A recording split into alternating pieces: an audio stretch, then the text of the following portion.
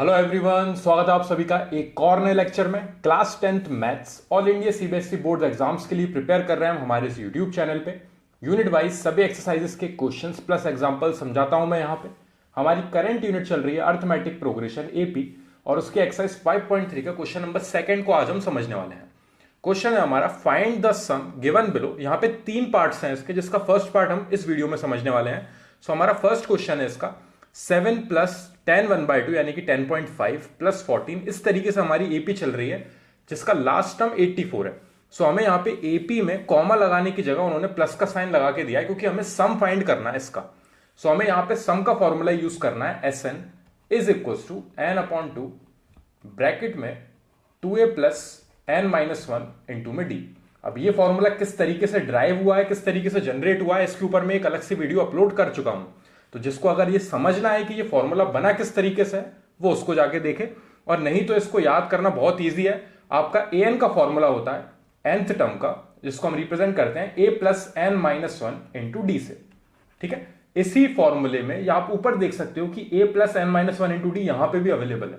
सो इसमें 2 का मल्टीप्लाई करना है a में और n अपॉन 2 का एक्स्ट्रा मल्टीप्लाई करके ब्रैकेट में इसको करना है बंद। इसको याद करने की ट्रिक है ये। ठीक है, अब यहां पे ये सम का फॉर्मूला है, इसी का यूज करना है हमें सम फाइंड करने के लिए। लेकिन आप देख सकते हो यहां पे आपको फर्स्ट टर्म आपको क्वेश्चन के हिसाब से मिल रहा है 7। सो आपके पास फर्स्ट टर्म अवेलेबल है। अब यहां पे आपको कॉमन डिफरेंस फाइंड करना है। कॉमन डिफरेंस जिसको हम स्मॉल डी से रिप्रेजेंट करते हैं, उसको फाइंड करने के लिए सेकेंड टर्म में से फर्स्ट टर्म को हम करते हैं सब्ट्रैक्ट। अब सेकेंड टर्म आप यहां पे देखोगे 10 1/2 यानी कि ये 10.5 आपका फर्स्ट सेकेंड टर्म गिवन है आपको, और फर्स्ट टर्म है आपका 7। सो सब्ट्रैक्ट करने के बाद आपको मिल रहा है 3.5 आपका कॉमन डिफरेंस। सो यहां पे हमने कॉमन डिफरेंस भी फाइंड कर लिया है, लेकिन यहां पे जो n है उस n की जगह पे नंबर ऑफ टर्म्स आते हैं वो हमें नहीं पता है। अगर यहां पे हम काउंट करेंगे आप देखोगे ये फर्स्ट टर्म है आपका, ये सेकेंड टर्म है आपका, ये थर्ड टर्म है एंड सो ऑन, और ये आपका nth टर्म है। आपको नंबर ऑफ टर्म्स नहीं पता है, उसको फाइंड करने के लिए हम इस an के फॉर्मूले का यूज करेंगे पहले। सो an के फॉर्मूले में आपको पता है ये आपका nth टर्म है जिसको हम an से रिप्रेजेंट करते हैं। फर्स्ट टर्म को हम a से रिप्रेजेंट करते हैं, सेकंड टर्म को हम रिप्रेजेंट करते हैं a2 से, थर्ड टर्म हमारा रिप्रेजेंट होता है a3 से एंड सो ऑन। हमारा जो लास्ट टर्म होता है जिसको हम nth टर्म बोलते हैं वो हमारा रिप्रेजेंट होता है an से। सो उस an की जगह पे हम 84 वैल्यू लिख सकते हैं। सो यहां पे हमें पता है an इज इक्वल टू 84 हमें गिवन दे रखा है क्वेश्चन में, और हमारा an का फॉर्मूला होता है an is equal to a plus N minus 1 into में डी। अब यहां पे हम a, d और an की वैल्यू ले जाके सब्स्टिट्यूट करेंगे, जिसकी वजह से हमारा n हमें मिल जाएगा। और जैसे हमें n हमारा हमने फाइंड कर लिया, उसको सम के फॉर्मूले में ले जाके करेंगे हम सब्स्टिट्यूट। सो an की जगह पे आएगा हमारा 84 इज इक्वल टू a की जगह पे आएगा हमारा a, हमारा फर्स्ट टर्म है 7 हमने ऊपर लिख रखा है, गिवन दिया है हमें, प्लस n हमें फाइंड करना है। सो n माइनस 1 सेम रहेगा ब्रैकेट में, और मल्टीप्लाई में कॉमन डिफरेंस है हमारा 3.5। ठीक है, कॉमन डिफरेंस किस तरीके से फाइंड करते हैं, सेकंड टर्म में से फर्स्ट टर्म को सब्ट्रैक्ट करना, या फिर थर्ड टर्म में से आप सेकंड टर्म को सब्ट्रैक्ट कर सकते हो। इसको कॉमन डिफरेंस इसलिए बोला जाता है क्योंकि कोई भी दो टर्म के बीच का जो डिफरेंस है वो सिमिलर मिलेगा आपको, इसलिए वो कॉमन डिफरेंस बोला जाता है। ठीक है, सो यहां पे सबसे पहले ये 7 को उधर ले जाके हम करेंगे सब्ट्रैक्ट। ठीक है, अब यहां पे 84 के पास ये आया 7 सब्ट्रैक्ट में is equal to N minus 1 into में 3.5 आपका सिमिलर लिख दोगे आप, जो कि आपका राइट हैंड साइड में चल रहा है। अब 84 में से पहले 7 सब्ट्रैक्ट होंगे, यहां पे हमें मिलेगा 77 is equal to N minus 1 into में 3.5। अब यहां पे आप देख सकते हो ये ब्रैकेट में बंद है एन माइनस 1 और मल्टीप्लाई में 3.5 है। सो ये 3.5 पहले उस साइड जाके डिवाइड होगा, जो चीज इक्वल्स टू के साइड मल्टीप्लाई में है उधर जाके डिवाइड में पहुंचेगी। So 77 divided by 3.5 is equal to N minus 1। ठीक है, अब ये 3.5 का हम पॉइंट हटाएंगे और ऊपर हमारा एक जीरो बढ़ जाएगा।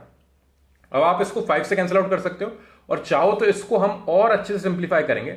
अभी हमने स्टेप में पॉइंट में नहीं हटा रहा हूं, इसको मैं थोड़ा और अच्छे से एक बार नेक्स्ट स्टेप में लिखता हूं 77 अपॉन 3.5। अब यहां से पॉइंट हटाया, इसके पीछे जीरो लगाने की जगह हम इसको मल्टीप्लाई बाय 10 लिख रहे हैं। ये पॉइंट हटा, आप अगर यहां चाहते तो 770 लिख सकते थे, लेकिन 77 इंटू 10 लिखोगे तब भी सेम प्रोसेस है, और इक्वल्स टू के उस साइड है हमारा n माइनस 1, क्योंकि यहां पे आप 5 से कैंसिल आउट करोगे तो बहुत ईजी होगा, 5 2 एंड यहां पे जाएगा 7 टाइम्स, और 7 से कैंसिल आउट हो जाएगा हमारा 77 11 टाइम्स, और 11 का मल्टीप्लाई 2 में काफी इजी हो जाएगा। अगर आप 770 से डायरेक्टली 35 को कैंसिल आउट कर दे तो कैलकुलेशन बढ़ जाती है आपकी। सो यहां पे 11 का 2 में मल्टीप्लाई करा, 22 आई हमारी वैल्यू। गलती से भी इस 22 को आप n की वैल्यू मत मान लेना, क्योंकि इक्वल्स टू के उस साइड n-1 अभी भी चल रहा है। सो ये -1 उस साइड आके जब तक ऐड नहीं होगा तब तक हमारा n हमें नहीं मिलेगा। सो यहां पे 22 के पास हमारा प्लस हुआ 1 इज इक्वल्स टू n। सो हमारी n की वैल्यू आ चुकी है। नंबर ऑफ टर्म्स है हमारे इस एपी में 23। सो अभी हमने आधा पार्ट कंप्लीट कर लिया है।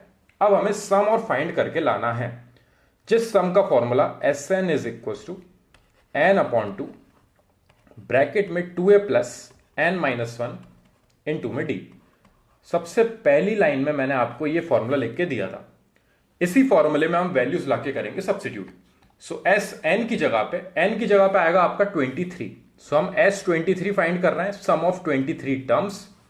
n की जगह पे आएगा 23 डिवाइडेड बाय 2, ब्रैकेट में आएगा आपका 2 इंटू a की जगह पे आएगा आपका a, आपका फर्स्ट टर्म आपका 7 था, प्लस n की जगह पे आएगा वापस आपका 23 -1 इंटू में d था आपका 3.5। अब आप एक बार जाके क्रॉस चेक कर लेना कोई भी वैल्यू आपने गलत तो नहीं लिखी है। सो a की जगह पे हमने 7 रखा है, आप देख सकते हैं आपका a 7 ही है, कॉमन डिफरेंस है आपका 3.5। सो स्मॉल d की जगह पे आपका 3.5 ही आ रहा है, और नंबर ऑफ टर्म्स हमने जस्ट 23 फाइंड करे हैं, तो जहां भी हमारा n था वहां पे 23 वैल्यू हमने लिख दी है। अब यहां पे हमें बस इसको सॉल्व करना है और जो आंसर आएगा वो हमारा फाइनल आंसर होगा। So sum of 23 terms of N AP is equals to 23 divided by 2, ये मल्टीप्लाई हुआ 7 2 हुआ 14, प्लस 23 में से 1 सब्ट्रैक्ट हुआ तो हमें मिलेगा 22 मल्टीप्लाई में 3.5। अब वापस वही है, देखो आप 3.5 है मल्टीप्लाई में, तो अगर आप पॉइंट हटाओगे तो नीचे एक जीरो बढ़ जाएगा। पॉइंट हटा के हमने नीचे जीरो बढ़ाया, पहले 5 से कैंसिल आउट करेंगे हम। 5 से कैंसिल आउट हो रहा है ये 7 टाइम्स, 5 से कैंसिल आउट हो रहा है ये 2 टाइम्स, और 2 से 22 जा रहा है हमारा 11 टाइम्स। अब यहां पे 11 का 7 में मल्टीप्लाई काफी इजी हो जाएगा। अगर आप 22 का 3.5 में मल्टीप्लाई करते तो आपको शायद साइड में यूज करना पड़ता कैलकुलेशन के लिए, लेकिन यहां पे कैंसिल आउट होने के बाद 11 इंटू 7 काफी इजी हो गया हमारा process. So sum of 23 terms of N AP is equal to 23 divided by 2, 14 के साथ ऐड हो रहा है हमारा 77, 11 का 7 में मल्टीप्लाई। सो हमें नेक्स्ट स्टेप मिल रही है, नेक्स्ट स्टेप हमारी आएगी S23 is equal to 23 upon में 2 मल्टीप्लाई में 77 और 14 ऐड होकर हमें देंगे 91। अब 91 का 23 में मल्टीप्लाई, ये आप यहां पे नॉर्मली साइड में कर लेना है, इसमें कोई भी गलती नहीं होनी चाहिए, ये हमारा नॉर्मल कैलकुलेशन है। सो ये हमारा यहां पे आएगा 3 9 3 27 एंड 2 से गया ये 2 टाइम्स, और ये 2 9 18।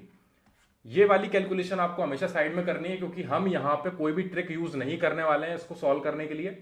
नॉर्मल 10th क्लास का कैलकुलेशन है ये, इसमें मिस्टेक नहीं होनी चाहिए। सो यहाँ पे हमारा 3 आएगा, 7 और 2 आपके हुए 9, 8 और 2 आपके हुए 10, 1 गया यहाँ पे, 1 और 1 आपके ऐड हुए 2, 2093 आपकी वैल्यू आ रही है। अब S23 is equal to 2093 divided by 2। अब यहां पे हमें 2 से कैंसिल आउट करना है। इसके दो आंसर आ सकते हैं, एक आप पॉइंट में लिख सकते हो, आप इसको एक मिक्स्ड फ्रैक्शन में लिख सकते हो। दोनों में आपको करके दिखाता हूं। पॉइंट में अगर आपको निकालना है तो 2 से कैंसिल आउट करोगे आप, सो ये आएगा 2 1 2, ये 0 आएगा इस तरीके से, 9 बचा फिर हमारा, तो 2 4 8, फिर 1 जो यहां पे एक्स्ट्रा बच गया क्योंकि 2 4 8 हुआ, यहां पे 9 था, ये 1 आगे चले जाएगा, 13 हो गया, 2 6 12, लेकिन 13 था, 12 आपका कैंसिल आउट हुआ तो आपका 1 और बचेगा, तो फिर पॉइंट लगा के 0 आएगा तो ये 10 हो जाएगा, और 5 आपका आ जाएगा 10। ठीक है, तो यहां पे मैं एक बार और आपको करके दिखाता हूं। 2093 इसको हम डिवाइड कर रहे हैं 2 से, वैसे इसका आंसर आ रहा है 1046.5। ठीक है, यहां पे एक बार और करके दिखाता हूं मैं। 2 1 2, यहां पे कुछ नहीं बचा, ये 0 है तो यहां पे ये 0 ऊपर आ जाएगा हमारा। नेक्स्ट आएगा हमारा 9 नीचे, 9 आया, सो यहां पे आएगा 4 8, 1 बचेगा हमारा यहां पे सब्ट्रैक्ट होने के बाद, फिर आएगा 3 नीचे 13, तो 6 12 हो जाएगी वैल्यू हमारी, रिमाइंडर बचेगा हमारा 1। सो अगर आप यहां पे पॉइंट लगाओगे तो आपका नीचे 0 बढ़ेगा और 5 हो जाएगा आपका 10। ठीक है, और ये पूरा कैंसिल आउट हो जाएगा। सो 1046.5 भी आप आंसर लिख सकते हो, नहीं तो अगर आप चाहो सो यहां पे आप देख सकते हो कि ये इतना सॉल्व होने के बाद अब ये और कैंसिल आउट नहीं हो रहा है, तो इसको हम मिक्स्ड फ्रैक्शन में किस तरीके से लिखेंगे? देखिए, जो वैल्यू यहां पे सबसे ऊपर रहती है वो हमारा इस साइड आता है शिफ्ट होके, जो वैल्यू हमारी साइड में है वो जाती है बिल्कुल नीचे, और जो वैल्यू हमारी सबसे नीचे है वो जाती है रोटेट होके सबसे ऊपर। सो आप यहां पे एंटी क्लॉकवाइज इसको रोटेट कर रहे हो। सो 1046 आपकी वैल्यू आएगी साइड में, 1 जाता है सबसे ऊपर, ये 1 आया सबसे ऊपर, और ये जो यहां पे लेफ्ट हैंड साइड में वैल्यू लिखी हुई थी ये आती है सबसे नीचे। सो मिक्स्ड फ्रैक्शन में 1046 1/2 आप इस तरीके से लिखोगे। ठीक है, याद रखना इसको लिखने का एक और प्रोसेस है। 1046.5 है, सो 0.5 को हम हाफ लिख सकते हैं। सो 1046 1/2 भी आप लिख सकते हो सिर्फ इसको देखने के बाद। दोनों में से कोई भी आंसर आप लिख के आओगे आपको फुल मार्क्स मिलेंगे, एक भी स्टेप के मार्क्स आपके नहीं कटेंगे यहाँ पे। सो इस तरीके से हमारा ये क्वेश्चन यहाँ पे कंप्लीट होता है। एक बार और मैं आपको बताता हूं, देखिए हमें सम फाइंड करना था, अब हमारे पास यहाँ पे नंबर ऑफ टर्म्स अवेलेबल नहीं थे, अब वो n की वैल्यू हमें यहाँ पे सब्स्टिट्यूट करना बहुत इंपॉर्टेंट है, क्योंकि सम का फॉर्मूला ही n/2 से शुरू होता है। सो जब तक हमें नंबर ऑफ टर्म्स नहीं पता है हम सम फाइंड नहीं कर सकते हैं। और अगर आप इन्हें ऐड करने बैठोगे तो आप कितना ही ऐड कर लो, आप आंसर लिख के भी आ जाओगे तो भी आपको मार्क्स नहीं मिलेंगे, क्योंकि यहाँ पे आपको मल्टीपल चॉइस क्वेश्चन नहीं मिला है, यहाँ पे आपको स्टेप के मार्क्स मिलने वाले हैं। सो आपको यहाँ पे n फाइंड ही करना पड़ेगा, और n फाइंड करने का एक ही प्रोसेस है कि आप an के फॉर्मूले में बाकी सारी वैल्यूज को सब्स्टिट्यूट करो। सो an आपका nth टर्म होता है जो आपको 84 गिवन दिया है, आपका लास्ट टर्म, वो आपका वैल्यू आपने यहाँ पे सब्स्टिट्यूट करा, a की जगह पे 7 आएगा आपका फर्स्ट टर्म, आपका कॉमन डिफरेंस आपने सब्ट्रैक्ट करके निकाला है 3.5। इसको सॉल्व करने के बाद हमारे नंबर ऑफ टर्म्स निकल के आए 23। सो जब हमारे पास सारी वैल्यूज आ चुकी हैं, सो सम के फॉर्मूले में हमने सारी वैल्यूज को सब्स्टिट्यूट करा। उसके बाद आपकी नॉर्मल कैलकुलेशन है, आपको सबसे पहले ब्रैकेट सॉल्व करने हैं। ब्रैकेट सॉल्व करने के बाद अगर आपका मल्टीप्लाई है तो आप वो मल्टीप्लाई डिवाइड करोगे, उसके बाद एडिशन और सब्ट्रैक्शन होगा। फिर यहाँ पे ब्रैकेट जैसे ही ओपन हुआ उसके बाद एक और प्रोडक्ट था आपका, सो आपने इसको यहाँ पे मल्टीप्लाई करने के बाद 2 से डिवाइड किया, सो आपका 1046.5, और आप इसको लिख सकते हो 1046 1/2। यहाँ पे आपका क्वेश्चन होता है कंप्लीट। आई होप मैं आपको ये क्वेश्चन समझा पाया हूं। फिर भी कोई डाउट लगे आपको क्वेश्चन नंबर 2 में या फिर क्वेश्चन नंबर 1 जो मैंने प्रीवियस वीडियो में एक्सप्लेन किया था, तो आप मेरे को कमेंट सेक्शन में जरूर डिस्क्राइब करना, ताकि मैं उसको पहले सॉल्व कर सकूं और फिर हम नेक्स्ट क्वेश्चन पे बढ़ सकें। Thank you very much for watching this video.